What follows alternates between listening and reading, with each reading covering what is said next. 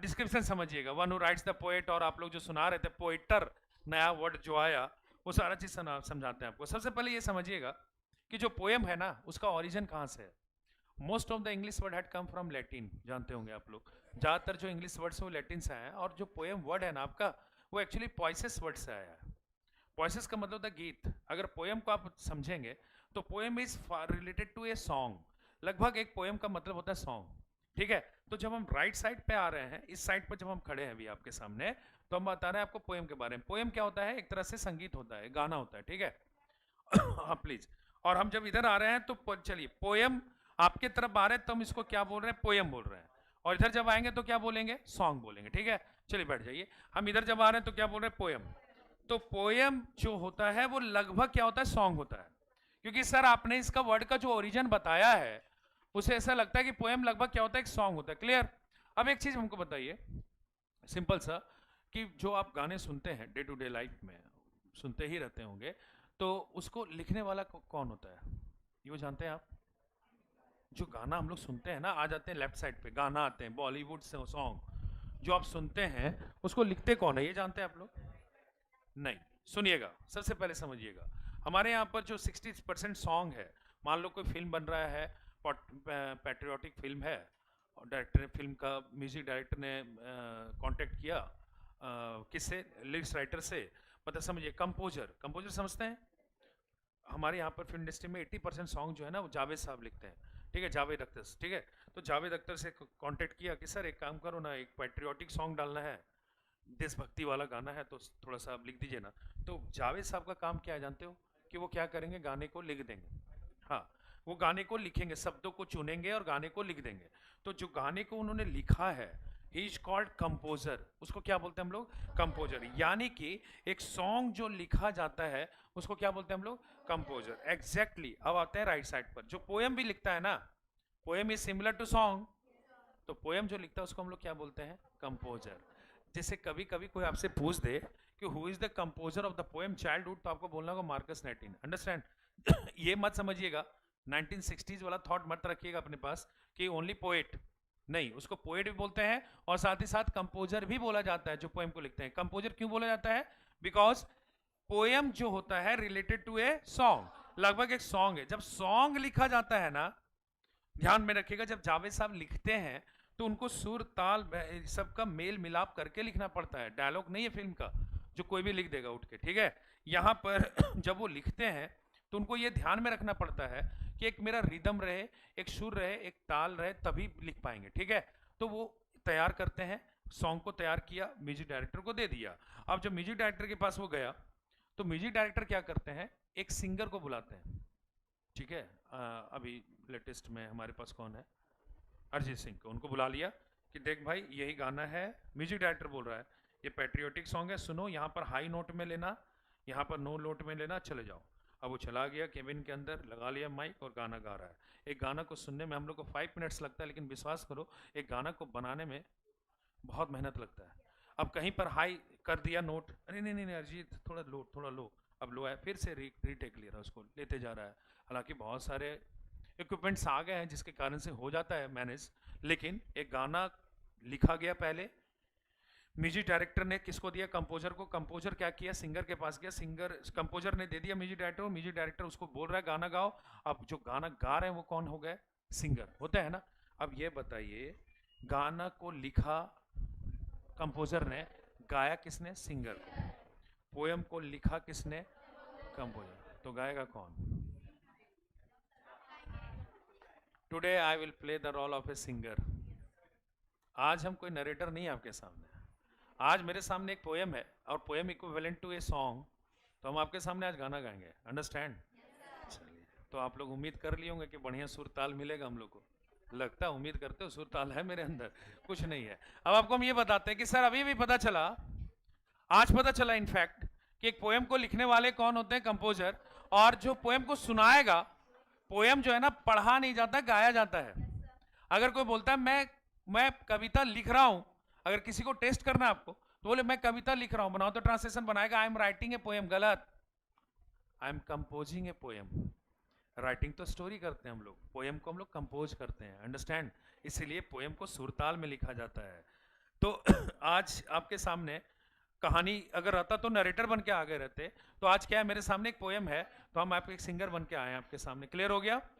चलिए अब आते हैं कि सर गाना तो मतलब अच्छा है सर, आज सुनेंगे थोड़ा बहुत अच्छा गाना लगेगा, सुर और ताल के साथ गाओगे, है ना। मेरे लिए जो कंपोजर हैं वो कौन थे? मार्कस नेटिन, जिन्होंने वो एक गाना जो है चाइल्डहुड पर लिख के चले गए, और टास्क हमको मिल गया है कि जाओ और जाकर के गा दो, और वो भी कितने तारीख को? उसी दिन जिस दिन वर्ल्ड कप का फाइनल है T20 का, और कहाँ पर? हजारीबाग में। लगभग 12:20 में गाने का काम हमको चुना गया है, तो हम गाते हैं आपके सामने। लेकिन गाएंगे कैसे, पहले ये बताइए। अब आते हैं इधर लेफ्ट साइड में, ये बताओ गाना कितने टाइप का होता है पता है आपको? दो, बेसिकली दो। एक लिरिक्स वाला सुर और ताल के साथ गाते हैं हम लोग, सुर और ताल, जिसमें सब चीज सुर और ताल होते हैं। तेरे मस्त मस्त दो नैन मेरे दिल का ले गए चैन, होता है ना। देयर इज ए सुर एंड ताल, इसको जब गाया गया होगा तो कितना बढ़िया सुर और ताल होगा। और एक गाना और होता है, that is called rap song. मैं नहीं तो, इसका न सुर है न ताल है, क्या गाया जा रहा है पता ही नहीं चल रहा है, कहां पर क्या बोल रहा है डायलॉग पता नहीं चलता, होता है ना। मतलब एक ऐसा सॉन्ग जिसका सुर एंड ताल होता है, और एक ऐसा सॉन्ग जिसका सुर और ताल है ही नहीं। दैट सॉन्ग विच है सुर एंड ताल इज कॉल्ड लिरिक सॉन्ग, उसको हम लोग बोलते हैं लिरिक सॉन्ग। और जिसका सुर ताल नहीं उसको बोलते हैं फ्री वर्ज, इसको बोलते हैं इंग्लिश में रैप सॉन्ग। आपके सॉन्ग में रैप सॉन्ग समझ में आया? आते हैं पोएम में। अगर गाने दो टाइप के होते होंगे तो पोएम भी तो दो टाइप का होता होगा ऑफ कोर्स। एक गाना जो सुर ताल वाला होता है, लिरिक्स सॉन्ग जिसको बोलते हैं। पोएम भी क्या होता है? लिरिक्स पोएम होता है। एग्जांपल दें, जॉनी जॉनी, कितना बढ़िया याद है आपको। इतना सुर और ताल है कि आज तक हम लोग को याद है। Tinkle tinkle how I wonder. अब देखिए, इसको बोलते हैं सुर और ताल। ऐसा सुर और ताल में बनाया गया होगा ये पोएम को कि आज तक याद है। इनफैक्ट हमको लगता है जब आप अपने बच्चों को पढ़ा रहे होंगे तो किताब पलटने का जरूरत ही नहीं पड़ेगा आपको, क्या। और एक होता है, एक ऐसा पोएम होता है जिसका कोई सुर और ताल नहीं होता, उसको बोलते हैं, जैसे गाना में रैप सॉन्ग होता है ना भाई, उसी तरह से पोएम में उसको बोला जाता है फ्री वर्स पोएम। ना सुर है ना ताल है, फ्लैट चलेगा। 10th में पढ़े होगे बहुत सारा पोएम, न जब पढ़ा रहे होंगे टीचर तो लग नहीं रहा होगा गा रहे हैं, लग रहा होगा कि सिर्फ बोले जा रहे हैं। तो वही हम भी करेंगे, क्योंकि मेरे सामने जो आज पोएम पढ़ा हुआ है ना, कौन सा, जो मार्कस नेटिन साहब लिख के गए हैं, कोई सुर और ताल वाला लिख के गए नहीं है, वो गए हैं फ्री वर्स पोएम लिख करके। इसलिए आप हमसे उम्मीद मत कीजिएगा कि एक रैप सॉन्ग को हम सुर और ताल में गाएंगे। अंडरस्टैंड क्या बोलना चाह रहे हैं, समझ में आया? मतलब आज आप पोएम पढ़ जरूर रहे हैं, आपके सामने सिंगर जरूर है, लेकिन एक सुर और ताल वाला पोएम है ही नहीं। ये पोएम कैसा है? फ्री वर्ड्स, मतलब ना इसका कोई रिदम होगा ना राइम होगा। क्लियर हो गया? अब चल चालू कर दे। चालू करने से पहले पोएम का टाइटल तो बता दो। बात जब चाइल्डहुड की आती है तो दिल इमोशनल हो जाता है थोड़ा बहुत। आगे बढ़ने से पहले थोड़ा ये जानना चाहेंगे, पिछले 2 घंटे से खड़े, इसलिए थोड़ा कभी कभी बैक वाला ले लेता है। पूछे एक सवाल, चाइल्डहुड आपका है कि गया? सोच समझ के बताइएगा। बहुत अच्छा, आप लोग आज भी बचपन है ये जान करके मेरा दिल भर आया। पता ही नहीं चला कि आपका आज तक बचपन है, अब ये भी पता चला। और आप लोग एक स्वर में एक साथ, एक लोग, सभी लोगों ने मत किया है। आप लोग ये मानते हैं कि आप लोग का बचपन है, और जानते भी हैं, ये मानते हैं, सिर्फ सबका बचपन है ना। बहुत बहुत बहुत बहुत धन्यवाद। अब हमको ये देखना होगा कि आपका बचपन है कि नहीं है। क्या है? Let me tell you through this poem. इस पोएम के जरिए I am in dilemma that whether my childhood is here और गॉन। मेरा तो गया, लेकिन क्या है कि आपको ये मानना होगा कि मेरा भी है, तभी चल पाएगा पोएम, ठीक है। लेकिन क्या है प्रॉब्लम कि हम ये फील कर रहे हैं, जैसे आप ये फील किए ना कि आपका अभी भी है, आपका गया नहीं है, आप ये मान रहे हैं अभी भी, ठीक है। लेकिन हम ये मान रहे हैं because I am in dilemma, मेरा दुविधा है कि मेरा है या गया। तो क्या है, इस पोएम के जरिए हम 4 स्टेज ऐसा बताएंगे वेयर आई फेल्ट, जहां पर मैंने ये महसूस किया कि मेरा बचपन गया। और आपको क्या देखना है कि आपका है या नहीं, आपको भी मैच करना मेरे से। अगर आपका वो 4 स्टेज आपके साथ सूट कर गया तो आई एम सो सॉरी, लेकिन आपका बचपन खत्म हो गया। और अगर एक भी सूट नहीं किया तो हम गारंटी देते हैं कि आपका बचपन अभी भी है। अंडरस्टूड? देखिए मेरे बातों को समझिए प्लीज। पोएम पढ़ने से पहले ना उसको पोस्टमार्टम करना जरूरी है, निचोड़ निकालना है। उसके बाद तो पोएम हमको रटा हुआ है, हम आपको सुनाते चले जाएंगे, लेकिन सुनिए पहले आप इस पोएम में सीखिएगा क्या और जानना क्या आपको। हम आपको इस पोएम को स्टार्ट करने से पहले ये बोले हैं कि आप लोगों का चाइल्डहुड का क्या स्टेज है, तो आपने कहा अभी भी है। अब हम ही आप ही के भीड़ से एक निकला हुआ है और हम ये कह रहे हैं कि नहीं, हमको डाउट है कि सर हमको पता ही नहीं चला कि मेरा है या गया। तो हम आपको 4 कंडीशन ऐसा बताएंगे जहां पर विच आई फेल्ट, जहां पर मैंने ये महसूस किया कि मेरा बचपन चला गया। अगर आपको लगेगा सर मेरा भी ऐसा ही फीलिंग आ रहा है, तो फिर बोल तो दिए सॉरी, फिर बोलना क्या है, फिर गया बचपन आपका भी। अंडरस्टूड? स्टार्ट करें। 4 स्टेंजा में पोएम बटा हुआ, 4 स्टेंजा। पोएम का ना जैसे सॉन्ग जब होता है ना, सॉन्ग का स्टेंजा होता है, ठीक है, पोएम का भी स्टेंजा होता है। स्टोरी का क्या होता है सर? स्टोरी का पैराग्राफ होता है। अंडरस्टैंड? पोएम का क्या होगा? स्टेंजा। तो कितने स्टेंजा हम आपको इलोबरेट करेंगे? 4। और पहला स्टेंजा हम आपके सामने शुरू कर रहे हैं, बिना इसको देखे हुए, बाद में आपको इससे मैच कर देंगे। क्लियर? चलिए, पहला स्टेंजा का पहला क्वेश्चन जो होगा वो लिखा हुआ है, when did my childhood go. पहला ही लाइन लिखा हुआ है, when did my childhood go, मतलब हिंदी क्या हुआ? मेरा बचपन कब गया। That is my question to myself. ये जो क्वेश्चन आपसे नहीं कर रहे हैं, अपने आप से कर रहे हैं, that when did my childhood go. And waiting list में है 2, और वहां क्यों है I don't know, of course. जल्दी से please, please cooperate me. No, सुनिएगा सुनिएगा ध्यान से please. When did my childhood go, मैंने क्या बोला आपसे? मेरा बचपन कब गया। सुनिएगा please. Was it the day, was it the day, क्या वो यही दिन था, when I cease to be 11, जब मैं कितने साल का हो गया?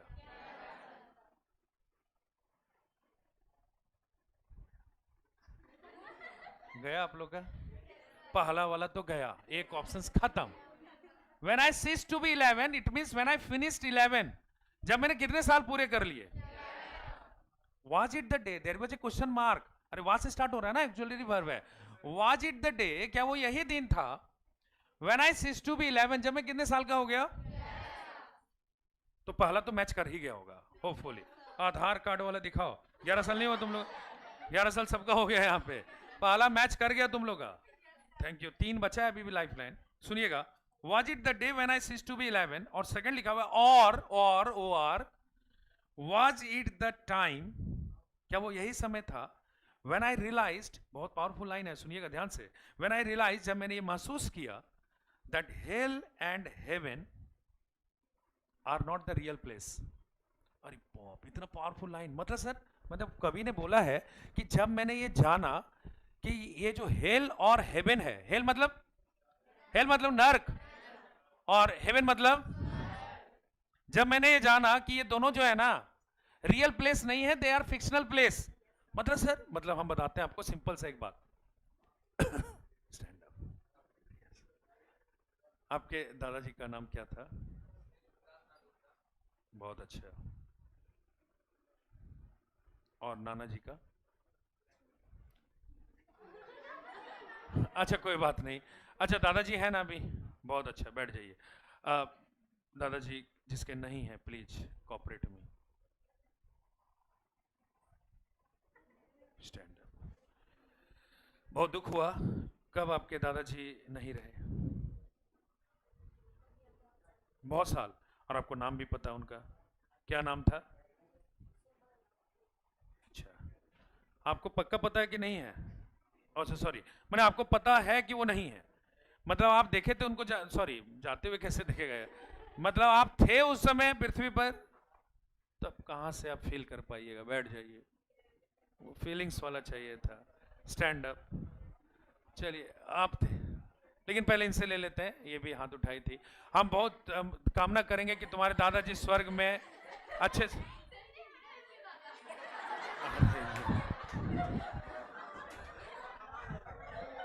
शब्द वापस कर दीजिए प्लीज प्लीज। अरे हमको लगा ये तुम कैसे, तुम ही ना बोली दादाजी नहीं है। अच्छा है और बहुत दिन रहेंगे। दादाजी इसके बहुत अच्छे हैं। आप कंफर्म है ना? मैंने क्या होता है ना, पता नहीं चल पाता था। Okay, what was the name of your grandfather? Of course यही आंसर का वेट कर रहे थे, बहुत अच्छा, और आप इनसे सीख लीजिएगा। क्या नाम बताए? अच्छा, one more thing, there is a doubt in my mind when I was a child. People से, लोग कहते हैं कि स्वर्ग और नरक, अच्छे कर्म करते हैं तो लोग स्वर्ग जाते हैं, एंड व्हेन यू डू, मतलब बुरे कर्म करोगे तो कहाँ चले जाओगे? नरक में। बचपन से सुनते आए हैं, और आपने अपने दादाजी के आगे, नाम के आगे स्वर्गीय लगाया। Can I know the reason?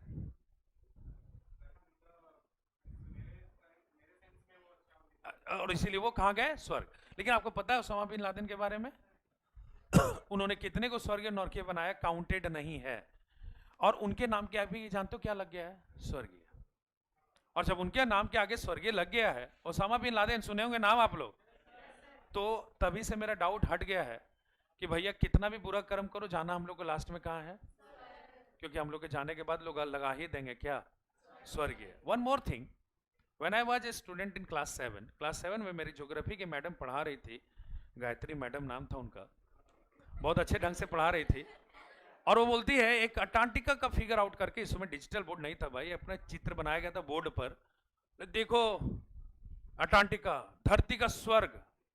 और हम इतने बेवकूफ और कंफ्यूज्ड कि हम सोचे दादाजी यही हैं। आप समझ रहे हैं? क्योंकि उस समय तक हमको ये पता नहीं था। हमको देखो बचपन में हम लोग बहुत सारा बेवकूफी करते हैं यार। It means I never counted. अगर आप लोग रियलाइज किए होंगे, हम मूवी देखते थे तो हमको लगता था अगर ये मर गया तो वापस कैसे आया। सवाल बहुत सारे होते हैं, मन में बहुत तरह का सवाल होता है। तो बचपन में क्या होता है, फीलिंग्स नहीं आता। भाई ये बताइए, क्या आप रियली में जानते हैं कि स्वर्ग और नर्क होता है? क्या हम लोगों ने देखा इसको? नहीं देखा है। अरे लोग तो कहते हैं कश्मीर धरती का स्वर्ग है, तो क्या सब मरने के बाद वहीं जा रहे हैं? तो इसका मतलब हम लोग जानते ही नहीं है कि स्वर्ग नर्क होता भी नहीं है। ये सिर्फ लोगों का काल्पनिक चीजें हैं, ये सिर्फ बनाई गई। बिकॉज इनफैक्ट हम लोग भले ही स्वर्ग यूज करते हैं, लेकिन हम लोग को नहीं पता, क्योंकि आज तक किसी के नाम के आगे हम लोगों ने क्या नहीं सुना? नरक सुना ही नहीं है। तो इसका मतलब ये सिंपल सी बातें हैं कि स्वर्ग और नर्क कोई रियल प्लेस नहीं है। आप ये बात जान गए आज कि पहले से जानते थे? क्योंकि आप स्वर्गीय जरूर लगा रहे थे, लेकिन आपको ये नहीं पता था कि वो स्वर्ग में है कि नहीं है। नहीं ना पता था, मतलब आप ये देखे ही नहीं है। आप कैसे श्योर हो जाते कि कोई स्वर्ग में, कोई नर्क में? What happens after the death nobody knows, कोई नहीं जानता है। लेकिन हम लोग अभी जानते हैं, अब जानते हैं कि स्वर्ग और नर्क रियल में है भी कि नहीं, वी हैव ए डाउट। लेकिन एक बात तय है कि वो रियल प्लेस धरती पर तो नहीं है, सिर्फ माना जाता है। अंडरस्टैंड? तो जिस दिन आप ये जान गए ना कि आपका स्वर्ग और नर्क रियल प्लेस नहीं है, उसी दिन समझ जाइएगा कि आपका क्या खत्म हो गया। बैठ जाइए। दो कंडीशन आपको बताए हैं, बैठ जाइए। दो कंडीशन ध्यान से सुनिएगा। First condition, when I cease to be 11, जब मैं कितने साल का हुआ? और आप लोग सब हो गए तो पहला गया। दूसरा, when I came to know, जब मुझे ये पता चला that hell and heaven are not the real place. Hell और हेवन जो रियल प्लेस है नहीं, they are not found in even in geography book. ये आप किसी किताब में, किसी ज्योग्राफी बुक में आपको ये कभी कोई प्लेस मिलेगा ही नहीं। ये सिर्फ बोला जाता है, ये माना जाता है कि हेल और हेवन है, ये कोई रियल प्लेस नहीं है। अंडरस्टूड? तो ये पता चला हम लोग को कि हेल और हेवन रियल प्लेस नहीं है। और जब आपको पता चल गया है तो आप ये मान लीजिएगा कि आपका ये बचपन क्या हो गया। I am so sorry. दो कंडीशन और दोनों खत्म। दो बचा हुआ है। पहला स्टेंजा जो हम आपको अभी पढ़ाए हैं वो यहां पर देखिए, आप प्लीज ध्यान से देखिएगा, है ना। When did my, first stanza आप लोग देखिए, when did my child go, was it the day when I ceased to be 11, same है। और was it the time when I realise that hell and heaven could not be found in geography. किताबों में या भूगोल में आपको कहीं नहीं मिलेगा क्या? Hello and haven, and therefore could not B, इसलिए है भी नहीं है।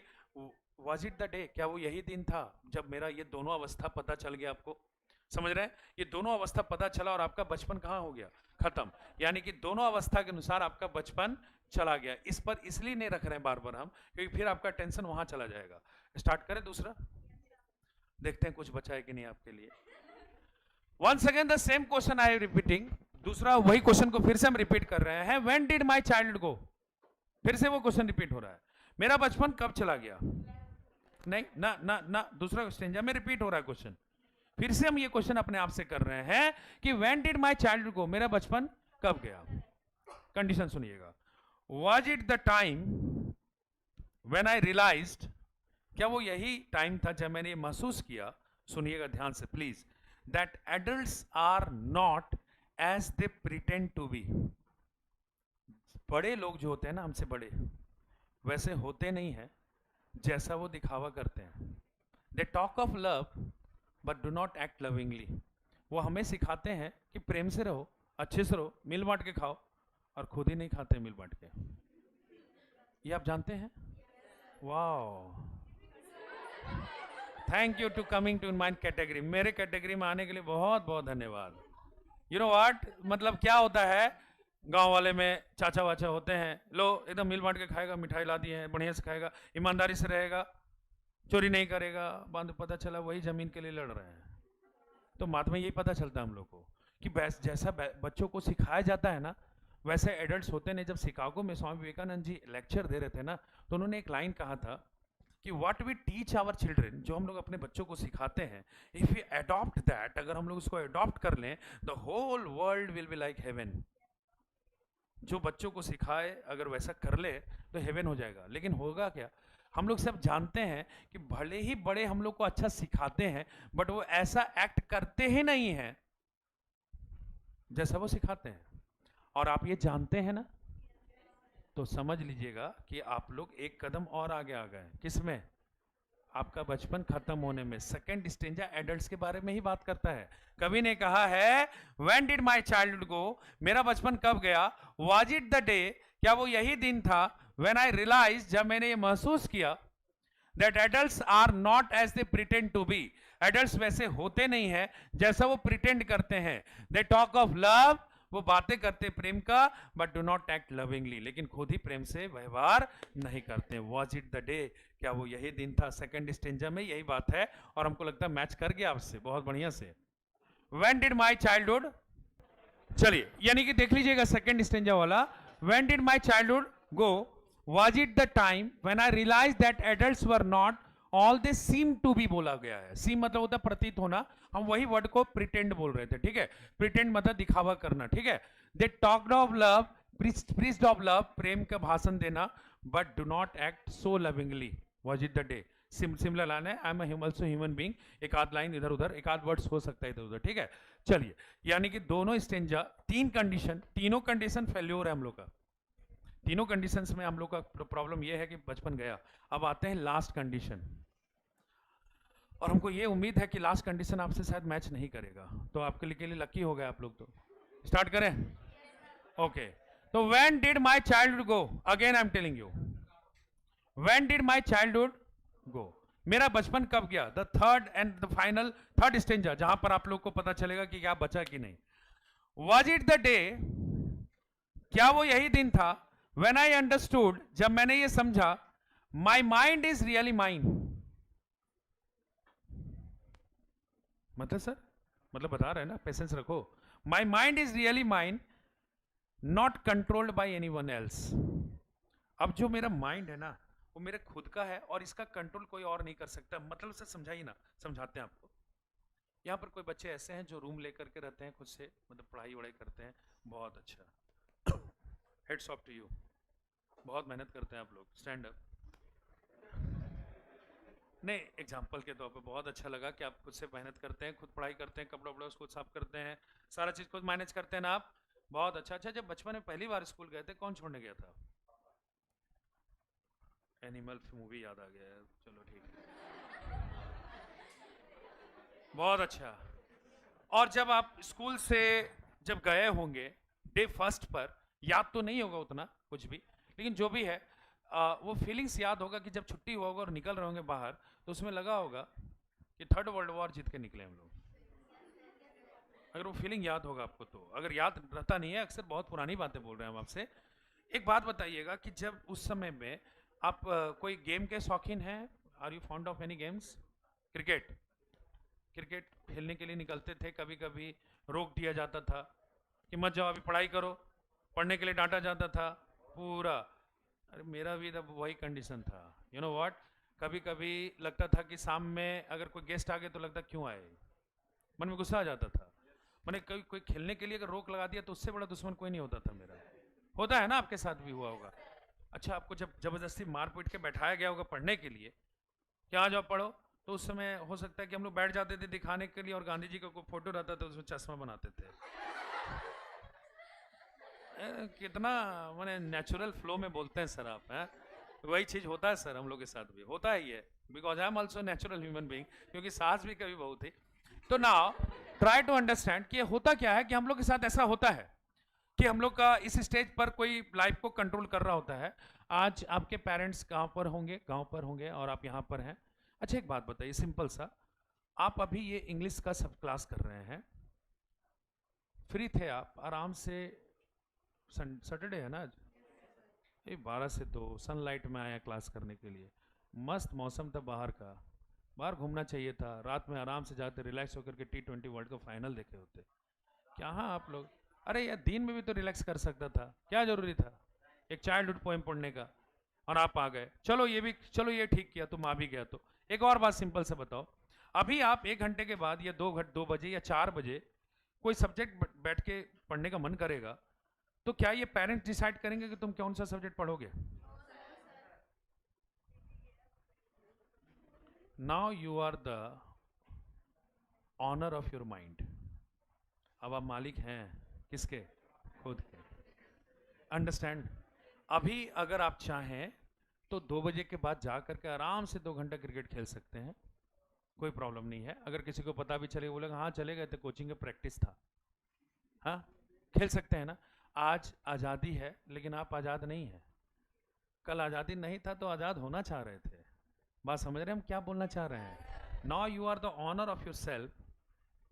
your life is not controlled by anyone. yes, it is regulated by someone, no doubt, आपका नियंत्रण में है, आपके पेरेंट्स देते हैं आपका खर्च, लेकिन आपका जो सेल्फ होता है ना, आपका जो सेल्फ आप कर रहे हैं पढ़ाई, उस पर किसी का कंट्रोल नहीं रहा। अब आप चाहें तो खुद से डिसीजन ले सकते हैं कि रात में 8 बजे अगर हमको पढ़ना है मैथमेटिक्स या बायो जो भी आपका, तो हम वही पढ़ेंगे। 9 बजे अगर मन करेगा नहीं पढ़ना है, इंस्टाग्राम पर रील चला लेंगे। 10 बजे जो करने का मन करेगा वही करेंगे। It means you are the owner of yourself. Welcome to the world of adults. Childhood खत्म हो गया आपका, क्योंकि आप पर कंट्रोल सबका क्या हो गया? खत्म हो गया। Now you can use your way which ever you want. अब आप जैसे चाहते हैं वैसे अपने लाइफ को रेगुलेट करेंगे, वैसे आप अपने लाइफ को चलाएंगे। That means your childhood is over. आपका बचपन क्या हो गया है? खत्म हो गया है। और थैंक यू कि आप कोऑपरेट किए हमको। अब कोई कंडीशन बचा है? अब आपका बताइए। बहुत तेज बोले थे आप जब हम स्टार्ट किए थे, फ्लैशबैक में जो ब्लैक एंड व्हाइट दिखेंगे हम, उसमें हम जब बोले थे, याद होगा आज से अभी से हमको लगता है 25 मिनट पहले, कि तुम्हारा बताओ बच्चे, चाइल्डहुड पोएम चालू करने से पहले एक चीज जानना चाहेंगे कि आपका चाइल्डहुड है या गया? है सर, कॉन्फिडेंस से बोले थे। आप बताइए है या गया? सो सॉरी, हमको ये नहीं समझ में आया कि तुम कैसे बोला कि है। अब समझ में आ गया, आपका बचपन फिनिश्ड हो गया। I am so sorry for that. अब देखिए थर्ड स्टेंजा में क्या लिखा हुआ है, जो हम आपको अभी समझाए हैं ताकि आप देख भी सकें, है ना। लिखा हुआ है, When did my childhood go? मेरा बचपन कब गया? Was it when I found my mind was really mine? जब मैंने ये पाया कि मेरा माइंड मेरा खुद का है। To use whichever way I choose. अब जैसे चाहे, जिस तरीके से चाहे, जो तरीके से हम चाहे इसको यूज कर सकते हैं। Producing thought that were not those of people. वैसे सोच जो और किसी लोगों का नहीं है, but my own and my alone. अब जो सोच है वो मेरा खुद का है। उसी दिन आपका क्या चला गया था भाई? बचपन। अब नाउ 3 स्टेंजा तो इतना सारे स्ट्रेस दिए हैं कि हम लोग को पता ही चल गया कि मेरा बचपन चला गया। अब जो चला गया तो चला गया। Now do you want to get your childhood back? I have a solution. Childhood वापस पाना चाहते हो? ध्यान रखना, बोले हो यस सर। सब लोग कॉन्फिडेंस से बोल रहे हो ना यस सर, बोलना यस। हाँ, अरे नहीं चाहते हो क्या? अगर सबसे अच्छा अवस्था कोई है ना तो वो चाइल्डहुड है, क्योंकि फिर आगे जाके गुलामी करना ही पड़ेगा। अभी करियर के गुलामी कर रहे हो ना। करियर बनाना है जैसे भी होगा, और जैसे करियर सेटअप हो जाएगा तो लगेगा आजाद हो गए। सो सॉरी, फिर से गुलाम बन गए आप। और बुद्धिजीवी लोग समझ गए होंगे कि हम कहां बात कर रहे हैं, क्योंकि जितना अच्छा लाइफ को करियर को सेट करोगे उतने अच्छे गुलाम बनोगे। और जैसे 50 इयर्स हो जाएगा आपका तो आपको लगेगा अब छुटकारा मिला। गलत। इंडिया में जन्म लिए थे ना, दो बीमारी तो पैदाइशी मिलता है हम लोग को, थायराइड और बीपी। ये सब हम लोग को गिफ्ट में मिलता है इंडिया में। तो उसका जब दवा चलेगा तो गुलाम तब भी रहोगे, तो गुलाम तो हो ही तुम लोग।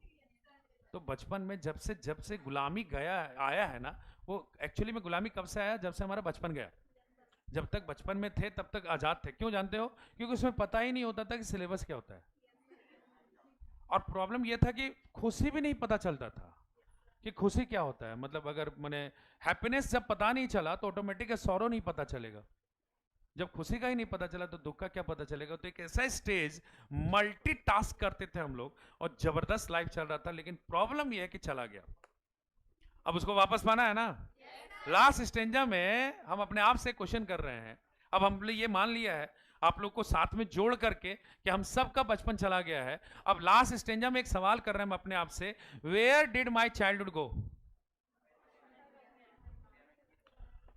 अब ये सवाल आया, नॉट वेन। अब सुनिएगा, थर्ड स्टेंजा तक एक ही सवाल बार बार रिपीट हो रहा था, और वो सवाल क्या था?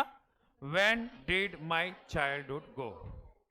और अब जो सवाल आया है वो लास्ट में आया है, where did my childhood go. मेरा बचपन कहां गया? Perhaps it had gone to some forgotten place. शायद ये जो बचपन है हमारा एक गुमनाम जगह पर, एक फॉरगेटन प्लेस जहां से हम लोग पा ही नहीं सकते हैं, वहां पर चला गया है जहां से इसको वापस नहीं पाया जा सकता है। सॉरी, आपका भी बचपन एक ऐसे जगह पर चला गया है जहां से आप वापस इसको नहीं पा सकते। But I have an example. हम आपको बताते हैं कि I get my childhood back.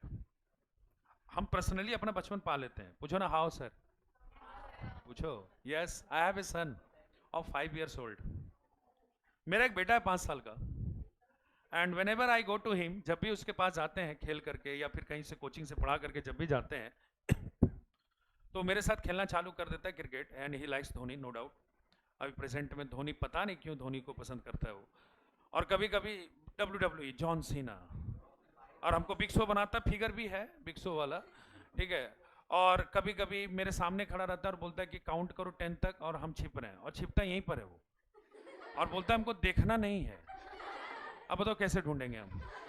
अब बात समझ रहे हो ना? तो when I play with him sometimes, जब भी हम उनके साथ खेलते हैं ना, उस बच्चे के साथ, अपने बेटे के साथ, तो ऐसा लगता है कि हम भी बचपन में ही हैं, क्योंकि यहीं पर आता और हम गिन रहे होते हैं। और कभी कभी हाथी बना देता है तो हाथी जैसे एक्टिव भी करते हैं, सूट भी करता है मेरे ऊपर, देख ही रहा होगा। अंडरस्टैंड? तो आप समझिएगा, I personally get my childhood back. मेरा पर्सनली बचपन वापस आ जाता है। अरे भैया होंगे या फिर कोई भी होगा अगल बगल, किसी कोई बच्चे के साथ खेलोगे तो बचपन मिल। मेरा प्रैक्टिकल था, बोल दिए। तुम भी जोड़ने का कोशिश कर रहा था। The poet is telling, poet हम लोग को क्या बोल रहे हैं सुनिएगा। पोएट बोलते हैं perhaps it had gone to some forgotten place.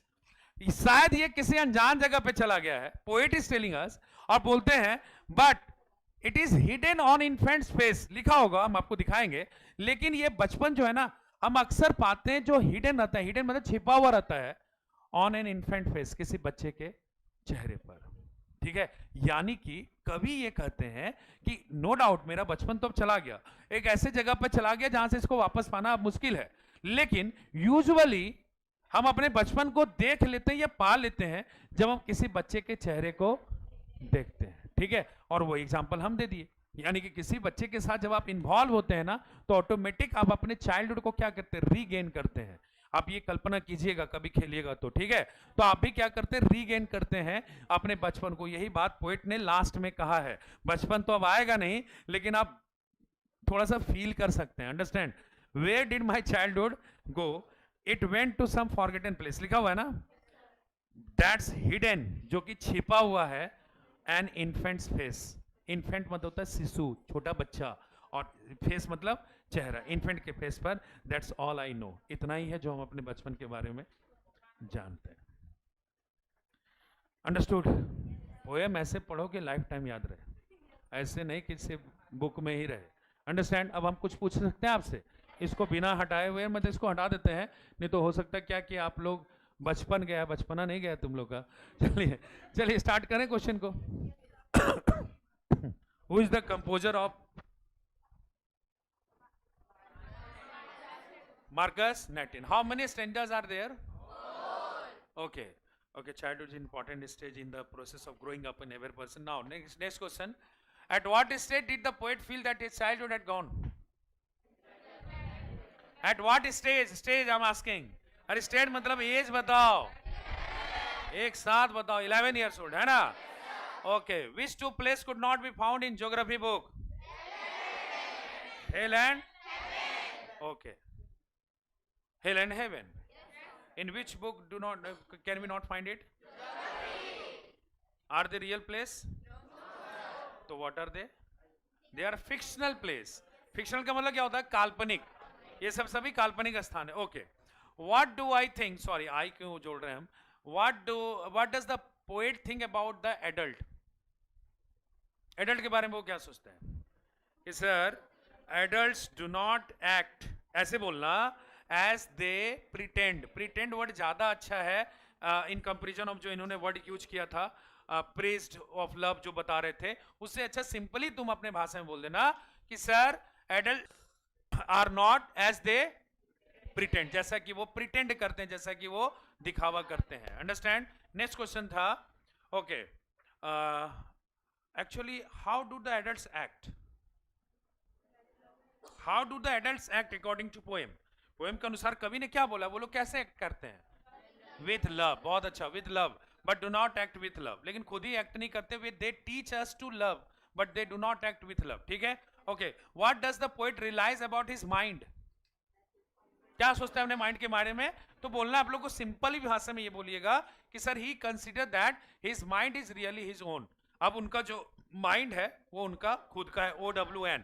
ठीक है? It is not controlled by anyone. ये किसी से कंट्रोल नहीं होता है. What was the question that the poet has repeated in every stanza?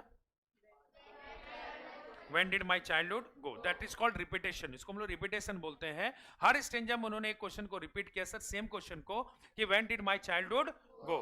अच्छा, at last stanza what was the question of the poet? Where did my childhood go? And what does he consider? It had gone to which place? Forgotten place. Which he usually find where? जो किसको अक्सर कहाँ पा लेते हैं वो? On the face of infant. किसी बच्चे के चेहरे पर. बिलीव करो ये लाइफ टाइम नहीं भूलोगे अब ये पोएम को, क्योंकि आपने ये पोएम को सिर्फ पढ़ा नहीं है, इसको एब्जॉर्ब किया है, फील किया है. और लास्ट का स्टेंजा तो लाइफ टाइम नहीं. जैसे कल्कि का लास्ट का 10 मिनट ना जबरदस्त है, उसी तरह से इसका लास्ट का स्टेंजा जो आपको एकदम इमोशनल बना दिया, एकदम इमोशनल बना दिया आपको. क्या कि सर एकदम लग रहा था कि हाँ बचपन आ रहा है मेरा. ठीक है?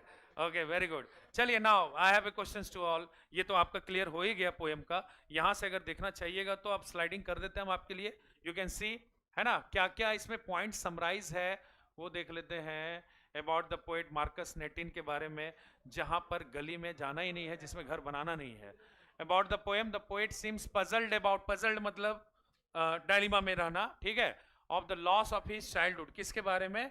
अपने childhood के loss के. He tries to find an answer to his two queries. When did my childhood go and where did my childhood go? दो आंसर को ये पाना चाहते हैं.